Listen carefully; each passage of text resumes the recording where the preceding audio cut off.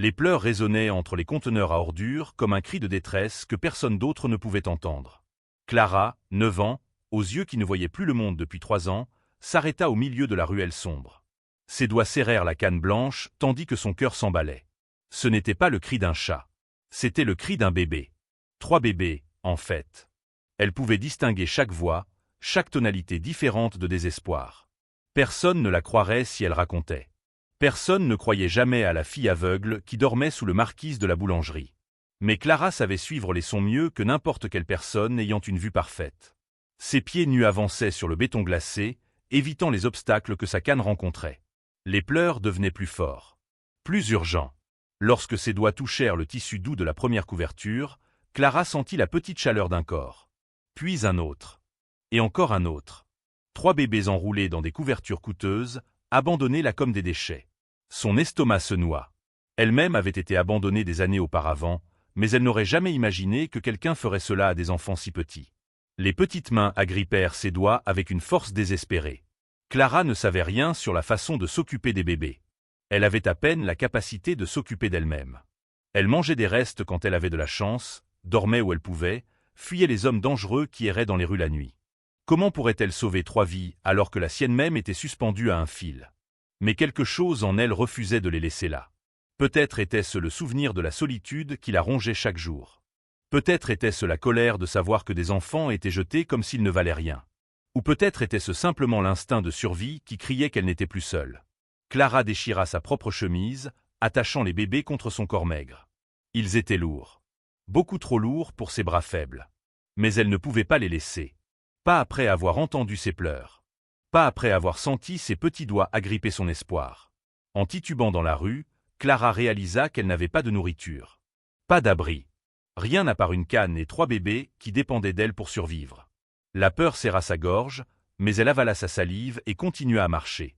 De l'autre côté de la ville, dans un manoir qui ressemblait plus à une forteresse, un homme détruisait son bureau. Daniel Carvalho, propriétaire d'un empire financier, criait au téléphone avec la police. Ses enfants triplés avaient disparu depuis 6 heures. La voiture de la nounou avait été retrouvée renversée, mais il n'y avait aucun signe des enfants. La récompense annoncée était absurde. 5 millions pour quiconque retrouverait les bébés vivants. Mais Daniel savait que l'argent ne ramènerait pas ses enfants si quelque chose de terrible s'était déjà produit. Son ex-femme était hospitalisée après l'accident, inconsciente. Il était seul dans ce cauchemar. Clara ne savait rien de tout cela. Elle savait seulement que 3 bouches affamées pleuraient contre sa poitrine et qu'elle devait trouver du lait avant que le soleil ne se lève. Ses pieds la menèrent jusqu'à la maison de Madame Amélia, la seule personne qui parfois lui donnait de la nourriture sans rien demander en retour. La porte s'ouvrit avant même que Clara ne frappe. Amélia haletait, comme si elle avait couru.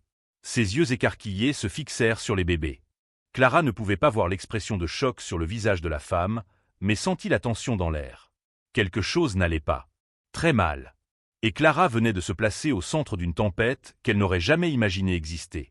Si vous aimez cette histoire, n'oubliez pas de vous abonner à la chaîne pour suivre ce qui va arriver à Clara et aux 3 bébés. Amélia tira Clara à l'intérieur avec tant de force que la fillette manque de tomber. La porte claque avec un fracas qui fait pleurer les bébés encore plus fort. Les mains tremblantes de la femme touchent les petits visages des enfants, et Clara entend un soupir étouffé, comme si Amélia retenait un sanglot. « Tu n'as aucune idée de ce que tu as apporté ici », dit la femme d'une voix rauque. Clara fronce les sourcils. Ce n'étaient que des bébés abandonnés. Ou du moins c'est ce qu'elle pensait. Amélia la conduit jusqu'à la cuisine, préparant des biberons avec des gestes précipités. Alors que les bébés boivent avidement, la femme allume la télévision. Clara ne peut pas voir les images, mais entend chaque mot du journal télévisé. 3 bébés disparus. Enfants de l'homme d'affaires Daniel Carvalho. Récompense d'1 million. Suspect d'enlèvement. Son sang se glace. Elle n'a kidnappé personne. Elle a sauvé ses enfants. Mais qui croirait une fillette aveugle des rues? Amélia éteint la télé. Tu dois les rendre, Clara. C'est beaucoup trop dangereux. La fillette secoue la tête. Ils étaient jetés dans les ordures comme des chiens. Qui fait ça à des bébés? Qui garantit que ceux qui les ont pris ne réessaieront pas? La femme reste silencieuse. Clara a raison, mais la vérité n'a pas d'importance quand des hommes puissants sont impliqués. Amélia connaît bien ce monde. Son propre fils avait été détruit par des personnes influentes des années auparavant. Elle sait que justice et pouvoir vont rarement de pair. Pendant ce temps, dans le manoir Carvalho, un autre drame se déroule. Alberto Carvalho, père de Daniel et grand-père des triplés, marche dans le bureau les mains dans le dos. Son visage ridé ne montre aucune inquiétude. Juste un calcul froid. Il observe son fils s'effondrer et ne ressent qu'impatience. Ces bébés sont un problème depuis leur naissance. Daniel s'était marié à une femme sans lignée, sans berceau, sans rien d'utile pour la famille Carvalho. Pire encore, elle a donné 3 héritiers en même temps, diluant le contrôle qu'Alberto exerçait sur l'Empire. 3 enfants signifiaient 3 voix futures contre ses décisions. L'accident n'était pas un accident. Alberto s'était assuré personnellement que la voiture de la nounou perde ses freins à ce virage. La femme a survécu par pure chance, mais elle est dans le coma. Les bébés auraient dû mourir dans l'impact. Quelqu'un les a sortis des débris avant l'arrivée de la police. Quelqu'un gênait ses plans. Alberto doit trouver ses enfants avant Daniel. Il doit les faire taire définitivement. Il a déjà passé trop de temps à construire cet empire pour le voir s'effondrer à cause de 3 bouches affamées. Il prend le téléphone et passe un appel. De l'autre côté, une voix grave répond. Trouvez les bébés. Et que quiconque les détient disparaisse aussi. Clara ne sait pas que des hommes dangereux la cherchent déjà. Elle ne sait pas que chaque minute passée avec ses bébés la rapproche de la mort. Elle berce seulement les 3 enfants, fredonnant une chanson que sa mère chantait avant de l'abandonner. Amelia observe depuis l'embrasure de la porte, des larmes coulant sur son visage. Cette fille courageuse ne mérite pas le destin qui l'attend. Mais le monde se moque de qui mérite quoi. Des innocents paient chaque jour pour les crimes des puissants. Et Clara est sur le point de le découvrir de la pire des manières. Les bébés s'endorment enfin. Clara pose sa tête contre le mur, épuisée. Ses doigts touchent les visages tranquilles. Pendant quelques heures, ils seront en sécurité. Pendant quelques heures, elle pourra faire semblant qu'il est possible de les protéger. Mais la tempête est déjà en train de se former. Et quand elle s'abattra sur eux, il n'y aura nulle part où se cacher. L'aube apporta plus que de la lumière. Elle apporta le danger qui frappait à la porte. Clara se réveilla au bruit de voitures s'arrêtant devant la maison d'Amelia. Des voix graves. Des pas lourds. La femme la secoue avec urgence. Il faut partir. Maintenant. Par la sortie de derrière. Clara ne posa pas de questions.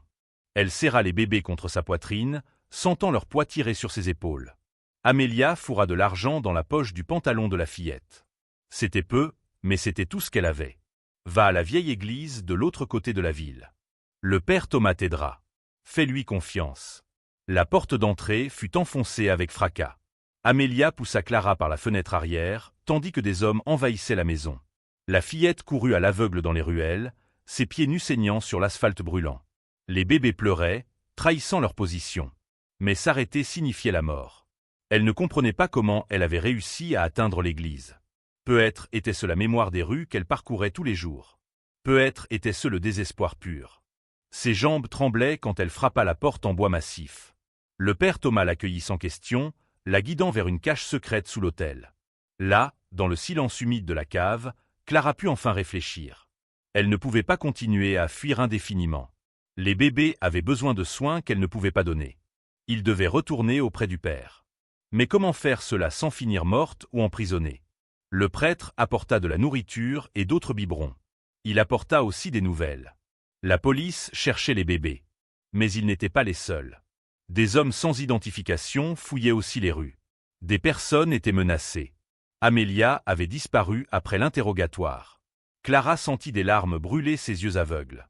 Le père Thomas s'assit à côté d'elle. « Tu dois comprendre une chose, enfant. Quiconque a fait ça au bébé ne veut pas qu'on les retrouve vivants. Et maintenant tu es témoin. » Clara avala difficilement. « Alors que fais-je? J'attends de mourir ici ?»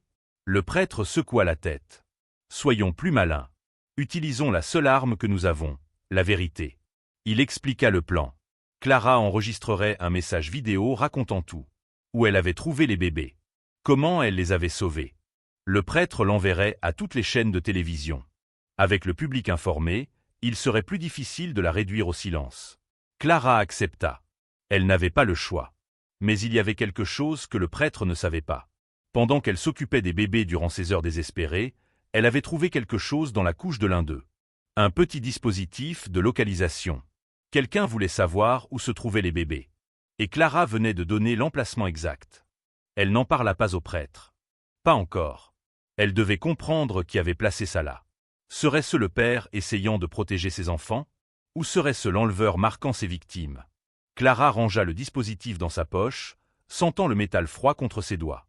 Pendant ce temps, Daniel Carvalho regardait la vidéo qui devenait virale sur Internet. La fillette aveugle qui avait sauvé ses enfants. Son cœur se serra en voyant les petits visages des triplés dans l'enregistrement tremblant. Ils étaient vivants. Maigres, effrayés, mais vivants. Il devait arriver jusqu'à eux avant que son père ne découvre. Car Daniel avait enfin compris quelque chose d'horrible. Les caméras de sécurité du manoir montraient son père sortant la nuit de l'accident. La voiture utilisée était le même modèle retrouvé près des débris. Et les appels effacés du téléphone portable d'Alberto pointaient vers des numéros non répertoriés. Son propre père avait tenté de tuer ses enfants. La colère brûla dans ses veines. Mais il devait être prudent. Alberto avait du pouvoir, des connexions, des gens dangereux à son service. Daniel avait besoin de preuves concrètes. Il devait protéger ses enfants et détruire le monstre qu'il appelait père. Et pour cela, il devait trouver Clara avant qu'il ne soit trop tard.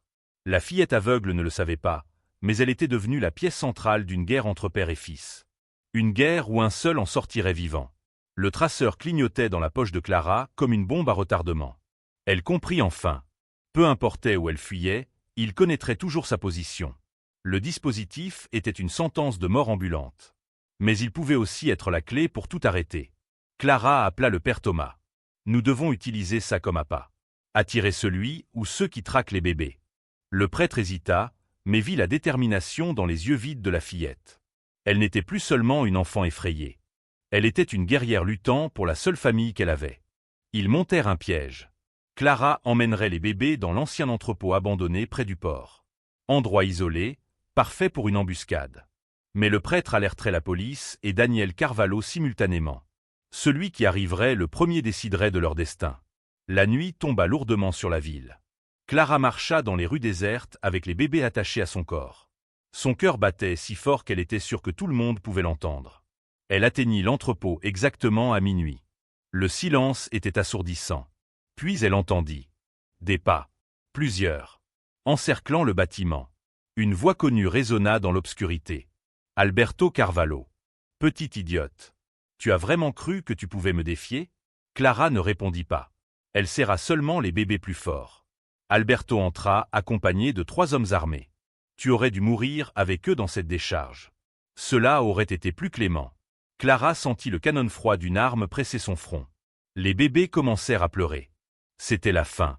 Soudain, les portes de l'entrepôt explosèrent. Daniel Carvalho entra suivi par la police. Lâche ma fille et mes enfants, père. Maintenant. Alberto rit. Ta fille? Cette vermine des rues? Tu es devenu fou. Daniel avança. Elle a sauvé mes enfants quand tu as essayé de les tuer. Cela fait d'elle plus de famille que tu ne l'as jamais été. Alberto pointa l'arme vers les bébés. Si je ne peux pas les avoir, personne ne les aura. Mais Clara s'y attendait déjà. Ses années dans la rue lui avaient appris à entendre les intentions avant les actions. Elle se jeta sur le côté avec les bébés au moment précis où Alberto tirait. La balle toucha l'un des hommes de main. Chaos absolu. Daniel désarma son père d'un coup violent. Les policiers maîtrisèrent les hommes restants. Alberto tomba à genoux, vaincu. Tu as tout détruit, cria-t-il à son fils. Daniel s'agenouilla à côté de Clara, vérifiant si les bébés allaient bien. Non, père. Tu t'es détruit toi-même. La cupidité a tué toute humanité qui existait encore en toi. À ce moment, une autre silhouette entra dans l'entrepôt. Une femme maigre, pâle, soutenue par des infirmiers. L'ex-femme de Daniel. Elle s'était réveillée du coma ce matin-là et avait insisté pour être là. Elle regarda Alberto avec une haine pure. J'ai tout entendu avant l'accident. Je t'ai entendu ordonner ma mort au téléphone. Je croyais délirer jusqu'à ce que je me réveille et découvre que mes bébés avaient disparu. Elle sortit un petit enregistreur de sa poche. J'ai tout enregistré ici. Alberto pâlit. Cet enregistrement était sa condamnation définitive. Il tenta de fuir, mais les policiers le menottèrent. Tandis qu'on l'emmenait, il criait au sujet d'avocats, d'influence, de pouvoir. Mais sa voix se perdit dans la nuit comme le hurlement pathétique d'un animal vaincu. Daniel saisit Clara par les épaules. « Tu as sauvé ma famille. Comment puis-je te remercier ?» Clara secoua la tête. « Prends seulement soin d'eux. Assure-toi qu'ils ne soient plus jamais jetés comme des ordures. » Daniel sourit à travers les larmes. « Tu seras avec nous pour le garantir personnellement. » L'ex-femme s'approcha, touchant doucement le visage de Clara. « Tu nous as rendu nos enfants. Maintenant nous voulons t'offrir quelque chose que tu n'as jamais eu, une vraie famille. Clara sentit quelque chose se briser en elle. Des années de solitude, de faim et de peur trouvaient enfin leur fin. Elle n'était plus seule. 6 mois plus tard, Clara se réveilla dans son propre lit pour la première fois de sa vie. Drap doux, oreiller parfumé, lumière du soleil entrant par la fenêtre qu'elle ne pouvait toujours pas voir, mais qu'elle sentait sur son visage. Ses doigts glissèrent sur les murs de la chambre, mémorisant chaque texture, chaque recoin de cet espace qui était désormais le sien. Les petits pas désordonnés des triplés résonnèrent dans le couloir. Ils avaient récemment appris à marcher et leur première mission chaque matin était d'envahir la chambre de leur grande sœur. Clara sourit en sentant 3 petites mains collantes toucher son visage, tirer ses cheveux, rire de cette manière contagieuse que seuls les bébés savent faire. « Bonjour, petite peste », murmura-t-elle, en serrant chacun d'eux contre elle. Il sentait le talc et le lait, un parfum qu'elle n'aurait jamais imaginé pouvoir être sien. Daniel apparut à la porte, sa voix portant ce ton de père fier qu'elle apprenait à reconnaître. Petit déjeuner dans 10 minutes. Et aujourd'hui, il y a une surprise. Clara haussa un sourcil. Quelle sorte de surprise? Du genre qui va changer ta vie encore une fois, répondit-il. Elle inspira profondément. Les changements étaient devenus synonymes de bonnes choses, mais portaient encore un poids d'anxiété que des années dans la rue avaient gravé dans son âme. À table, la famille était réunie. Elena, maintenant complètement rétablie du coma, servait des crêpes parfumées à la cannelle. Le père Thomas avait été invité, et Clara pouvait sentir le sourire fier dans sa voix en la saluant. Même Amélia était là, retrouvée et en sécurité après des semaines de cachette, sa présence emplissant la pièce d'une gratitude silencieuse. Daniel se racla la gorge. « Clara, nous avons beaucoup parlé de comment te remercier pour ce que tu as fait pour nous. L'argent semble insuffisant. Les cadeaux sont vides. Alors nous avons décidé de faire quelque chose de différent. » Il glissa un papier sur la table. Clara toucha le document, ses doigts entraînés identifiant la texture officielle, mais sans pouvoir lire le contenu. Ce sont des papiers d'adoption. Officiels et définitifs. Tu n'es plus seulement quelqu'un qui vit avec nous. Tu es notre fille. Légalement, émotionnellement, complètement. Les mots frappèrent Clara comme une vague. Elle en avait rêvé depuis qu'elle comprenait la signification de la famille. Mais l'entendre à voix haute semblait trop irréel. Mais il y a plus, continua Elena, la voix tremblante. Nous avons trouvé un médecin spécialisé dans les cas comme le tien. Il existe une chirurgie expérimentale qui peut restaurer une partie de ta vue. Nous ne promettons pas de miracle, mais il y a un espoir réel. Et tu mérites tout l'espoir que le monde peut offrir. Clara resta paralysée. Elle s'était habituée à l'obscurité, avait appris à y naviguer, à la transformer en alliée. Mais la possibilité de voir les visages des enfants qu'elle avait sauvés, des parents qui l'avaient adoptés, du monde qui lui donnait enfin une place. C'était plus que ce qu'elle savait traiter. Amélia serra sa main fortement. « Tu as toujours été capable de voir ce que les autres ignoraient, ma chère. Avec ou sans yeux, tu vois là où cela compte. Dans le cœur des gens. Et personne ne peut te retirer cela. » Clara acquiesça, les larmes coulant librement sur son visage. 4 mois plus tard, Clara ouvrit les yeux pour la première fois depuis des années. La vue était floue, imparfaite, des taches de lumière et d'ombre dansant dans sa perception. Mais elle était là. Et la première chose qu'elle vit, même floue, fut le visage souriant des 3 bébés qui avaient changé sa vie pour toujours. Ils n'étaient plus les nouveau-nés effrayés de la décharge. Ils étaient des enfants heureux, en sécurité, pleins de vie. Alberto Carvalho reçut 30 ans de prison sans possibilité de libération conditionnelle. Ses entreprises furent reprises par Daniel, qui les transforma radicalement. Des fondations pour enfants des rues naquirent de chaque division d'entreprise. Des refuges, des écoles, des programmes d'adoption. La première bénéficiaire fut Clara, mais des milliers d'autres suivraient. Le procès fut diffusé à la télévision nationale. Clara monta sur le banc des témoins avec dignité, sa voix ferme en décrivant la nuit où elle avait trouvé les bébés entre les conteneurs à ordures. Le procureur demanda pourquoi elle ne les avait pas immédiatement remis à la police en découvrant qui ils étaient. Clara se tourna vers la caméra. « Parce que j'ai déjà été rejetée avant. Abandonnée comme si je ne valais rien. Je sais exactement combien ça fait mal d'être traité comme des déchets. Je ne pouvais pas laisser cela leur arriver, même si cela signifiait risquer ma propre vie. Parce que certaines choses valent plus que la sécurité personnelle. L'amour vaut. La famille vaut. Faire ce qui est juste vaut. » Ces paroles se répandirent comme le feu. Les réseaux sociaux explosèrent. Des milliers de personnes se mobilisèrent pour aider les enfants abandonnés. Les politiciens furent mis sous pression. Les lois furent modifiées. Des systèmes entiers furent réformés. Tout cela parce qu'une fillette aveugle de 9 ans avait décidé que 3 vies valaient plus que sa propre survie. Elena étreignit Clara après le procès, lui chuchotant à l'oreille. « Tu aurais pu venir nous voir quand tu as vu le journal télévisé. Tu aurais pu garder la récompense de 5 millions et construire une vie seule. Pourquoi as-tu risqué absolument tout ?» Clara sourit, ce sourire qui illuminait désormais son visage, même avec une vue encore imparfaite. Parce que la famille n'est pas une question de sang ou d'argent. Ça n'a jamais été le cas. Il s'agit de ceux qui restent quand le monde entier s'écroule autour de toi. Vous êtes restés avec moi. J'ai été avec vous. C'est ça qui compte à la fin. Des années plus tard, Clara devint la porte-parole de la fondation portant son nom. Elle voyageait à travers le pays racontant son histoire, inspirant des changements, sauvant des vies rien qu'avec ses paroles. Elle apprit que le courage ne vient pas de ce que tu as dans tes poches, mais de ce que tu portes dans ton cœur. Et que parfois, les personnes qui semblent avoir le moins sont exactement celles qui ont le plus à offrir au monde. Si cette histoire a touché votre cœur, inscrivez-vous à la chaîne pour suivre d'autres histoires inspirantes qui prouvent que l'amour triomphe toujours à la fin.